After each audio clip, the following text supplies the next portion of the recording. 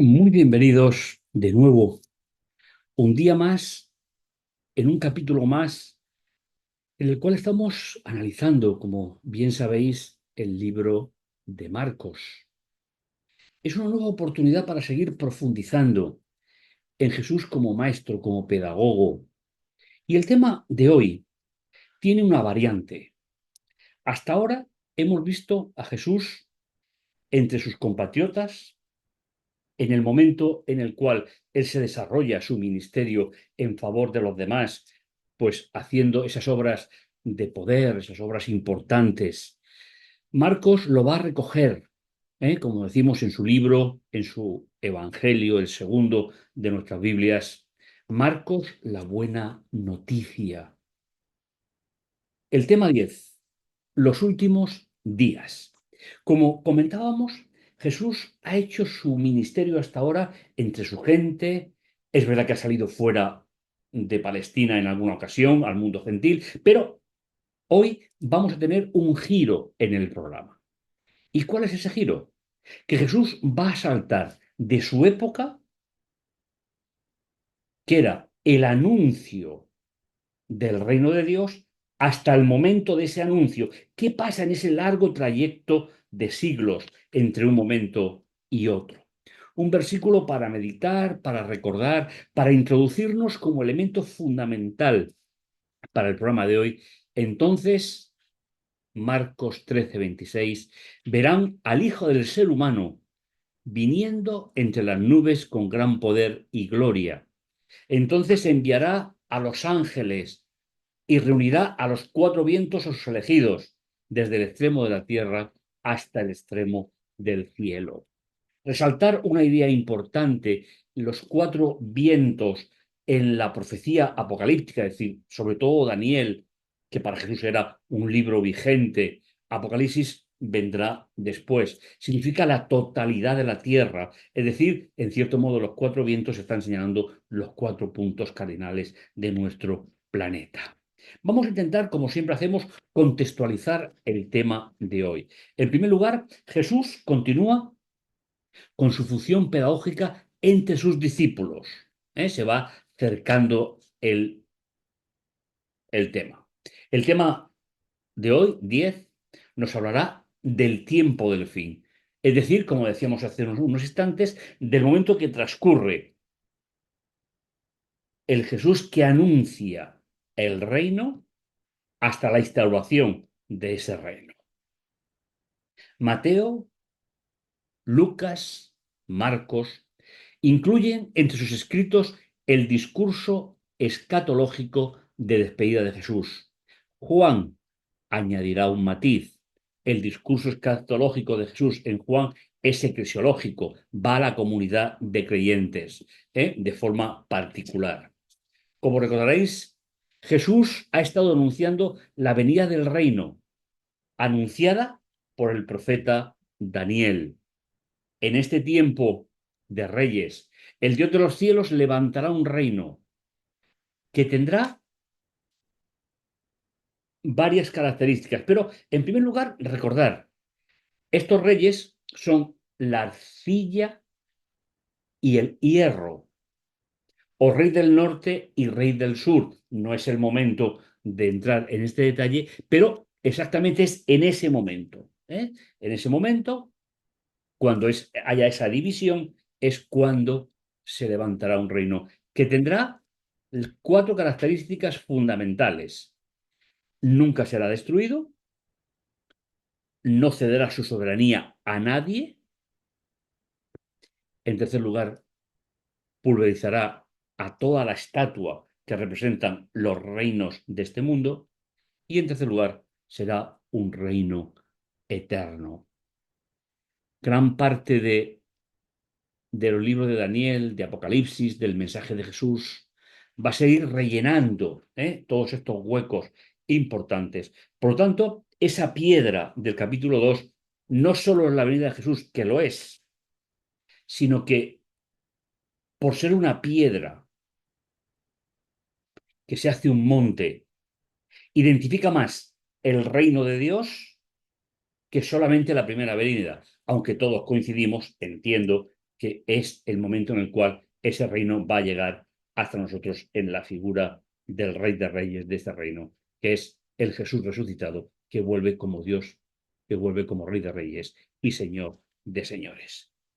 Jesús, como siempre hace, desde el punto de vista de pedagogo, de maestro, de rabino, partiendo de los errores de la lectura del libro de Daniel de su época, retoma la lectura de este libro, recordando que también es un escrito que habla del tiempo del fin. Simplemente recordaros algún pequeño detalle de cursos anteriores, de momentos anteriores para la época de Jesús. El libro de Daniel no era un libro profético, era un libro histórico. Y los rabinos así lo explicaban. Y Jesús conocía esa interpretación. Por eso él va a relanzar la idea de que el libro de Daniel es un libro profético, no un libro histórico solamente, aunque podemos dividirlo. Los capítulos del 2 al 6 son históricos, del 7 al 12 son proféticos. En el tema de hoy recordaremos esas palabras de Jesús que tienen que ver con el reino. Invitaros a que analicéis la estructura del capítulo 13. Es una estructura muy bonita, muy bien desarrollada, que tiene en el centro, si veis, en el centro, versículos 14 al 27, la famosa frase, la abominación desoladora, que vamos a intentar situar en este día. Tiene dos partes que se divide, dos A y B que llegan hasta el centro y B', A' que salen del centro hasta el final. ¿eh? El fin señalado y la parábola de la higuera. Y en el centro lo más importante, el concepto que tiene Jesús, que no es como el judío de su época, ni tan siquiera el judío de hoy. No es un concepto del pasado, sino es un concepto de futuro. Y a ello nos vamos a introducir a continuación. Jesús predice la destrucción del templo. Al salir del templo, hemos visto en el tema anterior que los cambistas, la discusión con los escribas, con los incluso herodianos, que eran, como decíamos, los protagonistas que protegían al imperio, les dijo a uno de sus discípulos, Maestro, mira qué piedras y qué construcción. Hay una gran idea que Flavio Josefo la va a explicar de manera increíble en sus memorias, pero que Salomón y las reconstrucciones posteriores dejaron claro que el templo era una construcción de magnífica construcción con materiales de calidad para la época. Jesús les dijo, ¿reconocéis estas grandiosas construcciones? Pues no quedará piedra sobre piedra, ni una que no sea destruida. Hay autores, lo cual yo llamo la atención sobre esto, que intentan introducir aquí la destrucción de Jerusalén. Aunque se pueda estar refiriendo a esa destrucción del templo, Jesús va más allá de todo eso. Y Jesús va a explicarnos que la religión que lleva, es decir, la forma de relacionarme con Dios que me lleva al reino, no es a través de ese templo en la tierra, sino a través de dimensiones celestiales. Y es ahí donde Jesús va a explicar todo su planteamiento con respecto al tema de hoy. El templo de Jerusalén era la expresión gráfica, vivida, del plan de salvación de la primera alianza. Pero Jesús vino a inaugurar una nueva alianza, basada en mejores promesas, dirá el autor de Hebreos, aunque ese escrito no es válido para leer el Evangelio de Marcos. Para el pensamiento judío, y es lo que Jesús les está intentando decir, desmitificar, no podía existir la nación sin el templo. Por eso Jesús dice, ¿veis la grandiosidad? Pues no quedará piedra sobre piedra.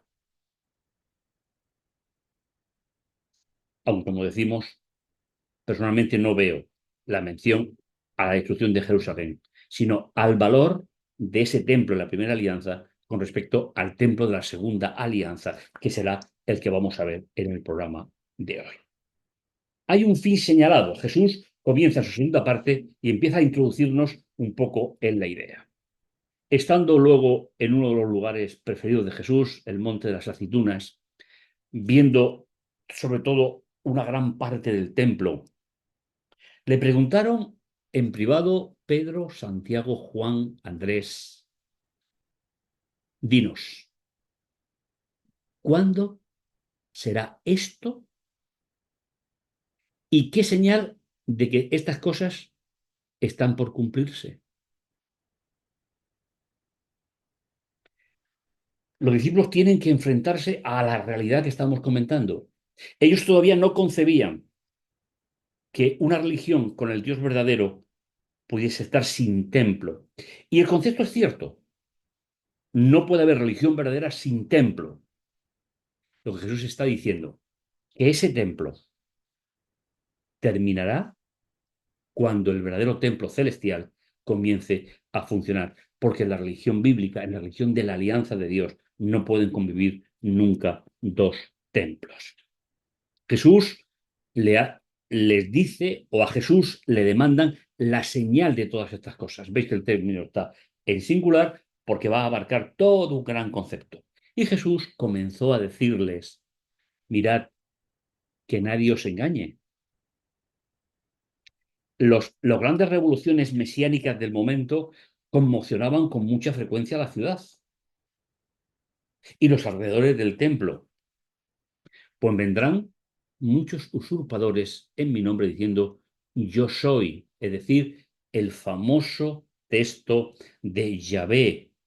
Cuando me pregunten quién soy o quién eres, le dirás, yo, Yahvé, es decir, el que era y el que será, principio de eternidad, y os engañarán a muchos. Oiréis hablar de guerras y rumores de guerras, y estamos en las señales. No os alarméis. Es necesario que esto suceda, pero todavía no es el fin. Los seres humanos tenemos una tendencia a que los acontecimientos que estamos viviendo en nuestra vida, en nuestro periodo natural, los consideramos como más graves que los anteriores.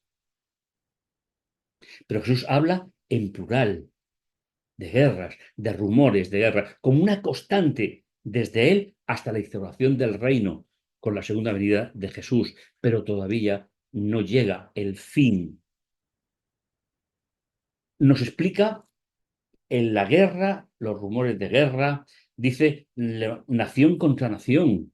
Eso en aquella época era imposible de pensar, porque el Imperio Romano abarcaba toda la Tierra o gran parte del planeta y guerras no había. De hecho, al Imperio Romano se le conoce como la paz romana, en el cual consiguió, más que otros imperios anteriores, consiguió una idea homogénea de los territorios con pequeñas variantes, pero no con enfrentamientos. Dice nación contra nación, eso es tras la caída del Imperio Romano, empezamos a ver esas señales, terremotos en diversos lugares, hambre, y esto será el comienzo de los dolores de parto. Aquí añadiendo esa idea tan especial con respecto a la forma de dar a luz de cualquiera de nuestras esposas. En cuanto a vosotros, mirad por vosotros mismos. Habrá juicios contra vosotros. Seréis azotados en las sinagogas, en la eclesía del tiempo. Compareceréis ante gobernadores y reyes por mi causa, para que deis testimonio ante ellos. Recordar que Jesús lo está haciendo en futuro. Se refiere a ese periodo que antecede a la instauración del reino de Dios. Y han sido las guerras, los rumores, los enfrentamientos entre naciones, la división del hierro de la estatua en los pies y la aparición de la arcilla como el elemento de ruptura, de fracción de esa parte de la profecía. Pero es preciso, y aquí es donde está una de las grandes claves, ese periodo preparatorio para el reino de Dios tiene una misión para su pueblo, la predicación de la buena noticia, la buena nueva, el Evangelio a todos los pueblos. Y sin esto, falte lo que falte, aunque Dios sabe cuándo va a venir, el fin no llegará. Esa posiblemente sea todavía una asignatura pendiente. Cuando os lleven para entregaros, ir confiados en la mano de Dios. Creo que esta madurez espiritual está relacionada con la espera. Posiblemente uno de los personajes prototipo de esta realidad sea Juan. Sabemos muy poco de su vida en el exilio de la isla de Patmos. Tenemos su escrito, que va a ampliar el periodo desde su época, finales del primer siglo, hasta la restauración final del reino de Dios. Y hay una promesa de confianza. Hemos dicho en muchas ocasiones ya en la serie, un creyente seguidor de Jesús sin esperanza no tiene ni presente ni tiene futuro. Y posiblemente su pasado deje de tener trascendencia para el día de hoy. Porque no seréis vosotros los que habléis, será el Espíritu Santo, ese Espíritu que recibimos como señal en nuestro bautismo, cuando fuimos declarados hijos adoptivos de Dios. Entregarán a la muerte hermanos a hermanos y padres e hijos. Se rebelarán hijos contra los padres y los matarán. Pero aquí Jesús está hablando de la libertad de conciencia, de cómo se irá situando la humanidad de forma individual frente a la espera, frente a los acontecimientos. Pero Jesús no tiene la intención de que nos estemos fijando permanentemente en las guerras y los rumores de guerra, que hay una cierta tendencia a la negatividad de la espera.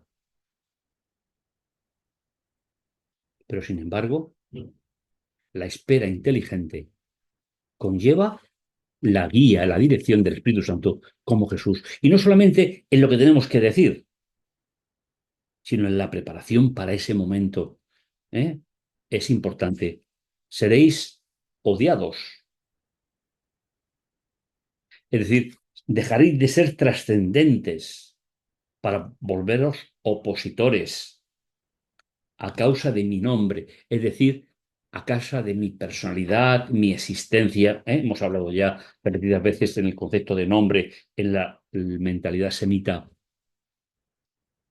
Pero el que permanezca sin abandonar, sin moverse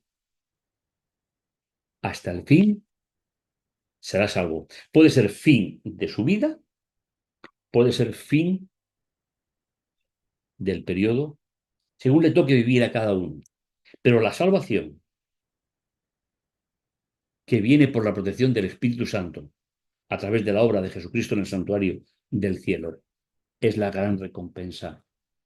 Jesús está diciendo, cuidado, no perdéis de vista el objetivo.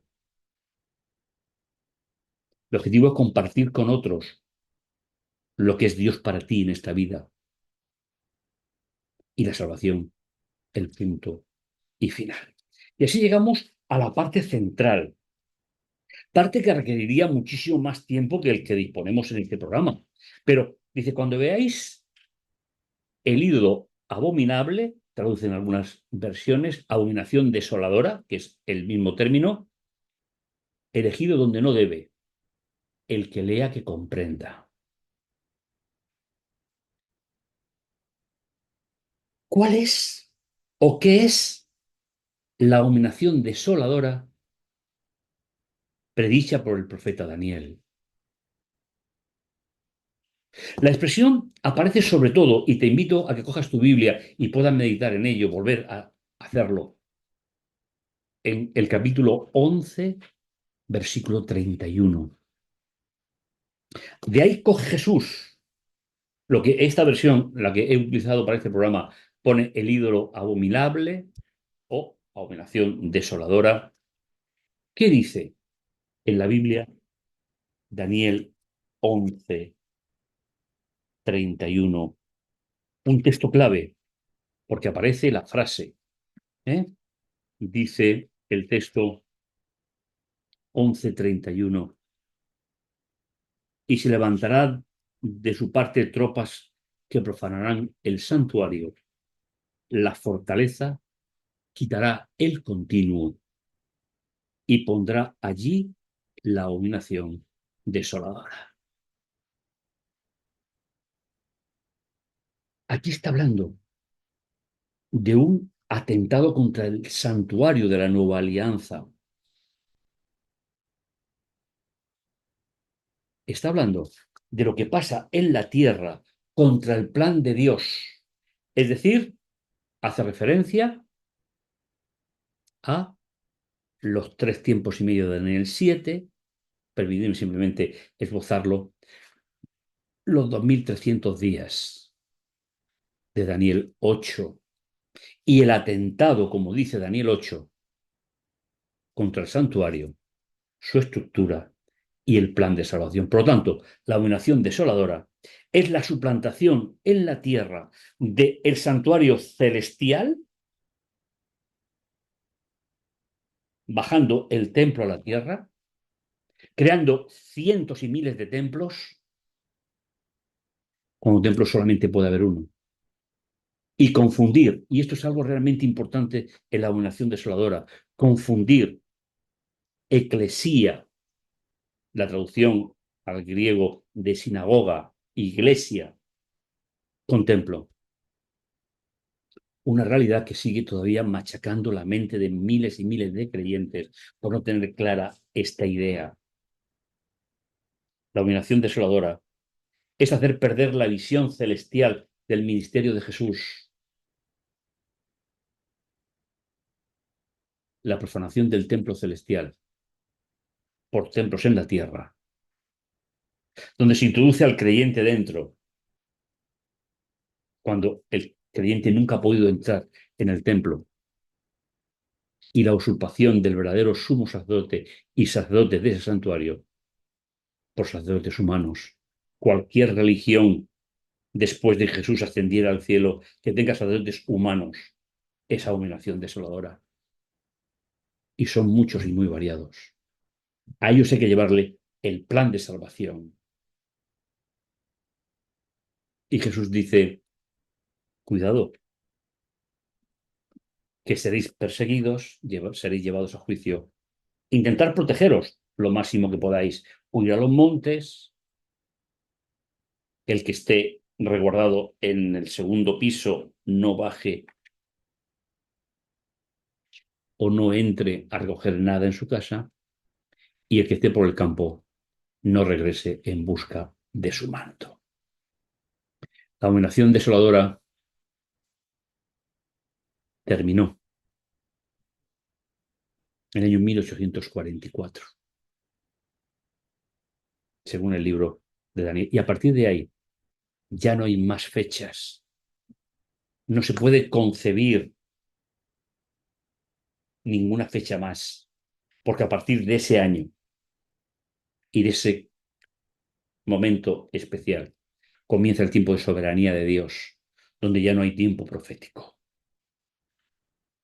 Hay a las que estén encinta por obvias situaciones, criando en aquellos días. Orad para que no suceda en invierno, porque aquellos días habrá una tribulación, es decir, en los días de la abominación desoladora.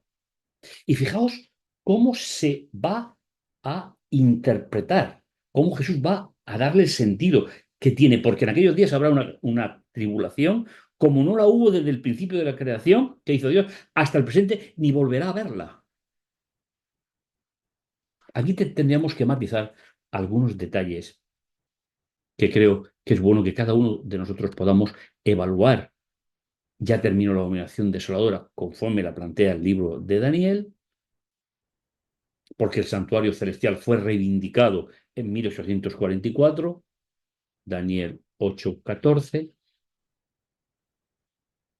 y por lo tanto, lo que concierne a la dominación desoladora termina en ese momento, aunque la historia continúe, pero se convierte en una señal para el tiempo del fin.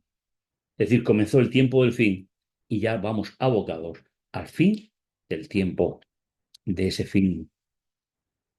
Y si el Señor no acortara esos días, no quedaría con vida nadie. Pero en atención a los elegidos que Él escogió y que ellos respondieron personalmente, se ha cortado esos días. Entonces, y ahora vuelve a los falsos cristos del principio, mirad, el Cristo está aquí, miradlo allí, no creáis. Hay grupos que están enseñando el rapto secreto. Sin embargo, ese no es un concepto bíblico. Respeto a la persona que lo cree. Simplemente comento que no se puede justificar un rapto secreto o una venida de Jesús clandestina, como dicen otros. Todo es visible, toda la historia se descorre delante del ser humano para que tengamos los datos claros. Una cosa fueron las señales, otra cosa es la espera inteligente, pero el final es la venida del reino de Dios, visible para todo el mundo a la misma vez. Vosotros, pues, tenedlo en cuenta. Mirad que os lo he dicho por anticipado. Todo lo que necesitáis saber sobre ello, más por esos días después de aquella tribulación, es decir, después de las guerras que ocurren durante la dominación desoladora, 508-1844, habrá señales en la naturaleza, expresión utilizada ya por los profetas anteriores, por los profetas clásicos, el sol, la luna, las estrellas y las fuerzas que están en los cielos serán sacudidas. Entonces verán al Hijo del Ser humano viniendo entre nubes con gran poder y gloria. Qué preciosa promesa. Y enviará a los ángeles y reunirá de los cuatro vientos a los elegidos desde el extremo de la tierra hasta el extremo del cielo. Preciosa esta.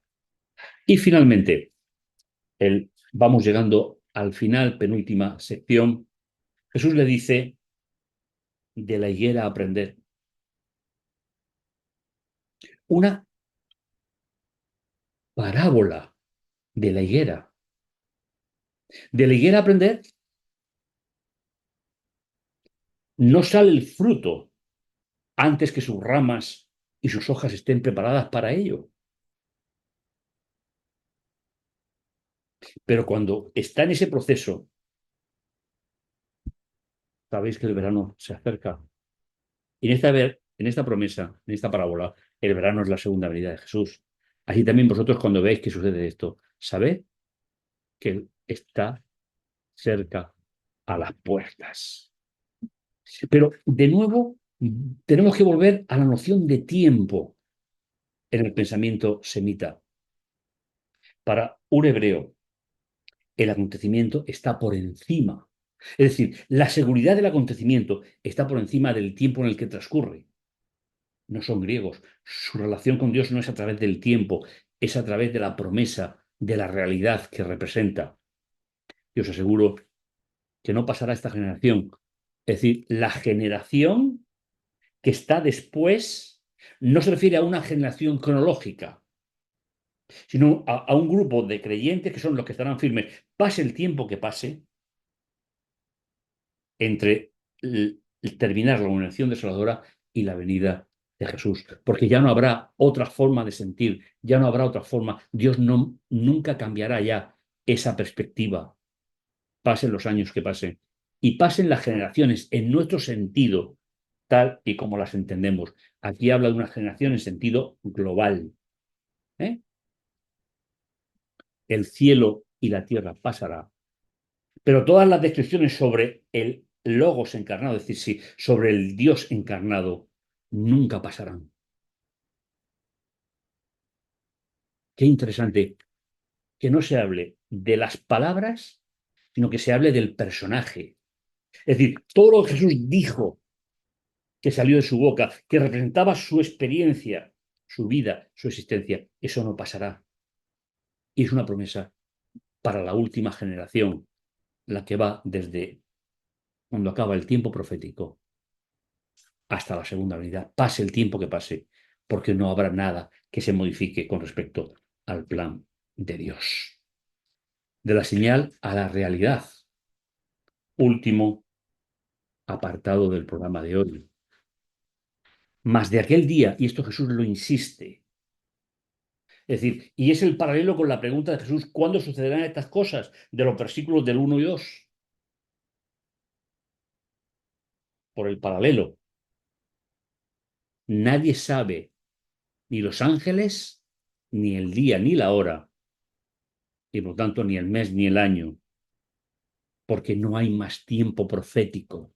Yo quiero insistir en esta idea. ¿Eh? Ni los ángeles del cielo, ni el Hijo como ser humano, pero ya lo sabe como Dios. Por tanto, no hay nada escondido para Él. Estar atentos y vigilar, porque ignoráis cuándo será el momento exacto. Volvemos a esa espera inteligente, a ese momento crucial en el plan de Dios para el ser humano. Es lo mismo que un hombre introduce otra parábola, que se ausenta, deja su casa, da instrucciones a sus siervos, a cada uno ordena su trabajo y ordena al portero que esté en la viña. Es decir, Jesús regresa de su resurrección, se quedan sus discípulos y los discípulos de los discípulos que venimos después, a cada uno con su misión, tal vez con los dones espirituales, que son los que nos capacitan para hacer una buena labor, y ordena que se esté en vela. Y aquí quiero aclarar un detalle importante. El término velar, en el idioma en que se escribió la segunda gran parte de la Biblia, conlleva una acción. No es velar en sentido, que lo tenemos en la actualidad, pasivo, de acompañar a alguien. No, el término significa acción. Es decir, esperar siendo conscientes del momento en el que vivimos y comprometidos con el plan de Dios. Y terminamos.